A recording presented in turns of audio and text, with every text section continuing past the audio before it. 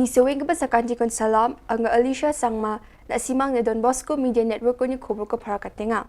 Kata bichong rang. SSE ni ski ke perang jab bunga Don Mahamat Gijani ko dabia. CM MSPSDC portal ko apa cingata. FKJGP motion road ni ara donga unit PWD soro ko thari na dabia. Booster dose vaccination ko na apa cingaha. Chika magapa Koborang. Meghalaya ni SSS ki geparang ni dul geparang aro member rang rama rekam rango jengjengata ni ko dakang ha. John Meghalaya Sorkar aro Education Department ko wamang ni jabunga na man kugija gepa dur maharang ko tharakin onchina tabian ni ko dakang ha. SSS ki geparang ni dul geparang ni news akan tung geparang na jana pani getade yasal sumoy rango plug bus ni damrangan thang duwani chi wamang nuktang ko chalayaniyo namin niknikani rang ko matninga ini bajana pangaham.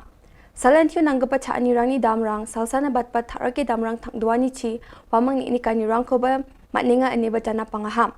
Indi ba sorkar wamang ni jabungana matna nangginik pa dor maharang ko da alo na ba mamung ko ba chanchi gijan unku gija dong kuinga. Ngimde ban salia ngimde ban ting. Ngimi syakmat berpau yala kahok ke jongi. Ay ka jingdoa ke jongi.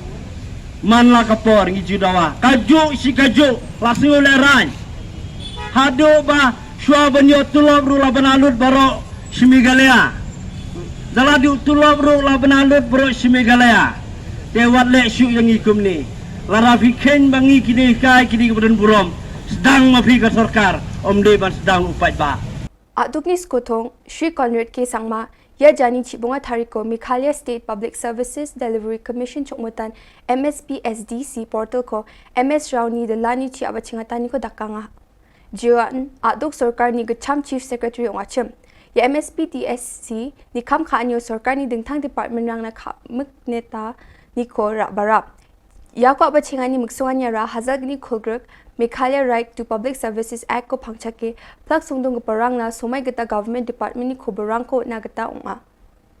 Look at all the appeals that are there and all the current status of different applications that have been done. So it's just another way of centralizing the entire system. So everything is a process and everything happens in a time-bound manner. So all that we are doing right now is just making things better.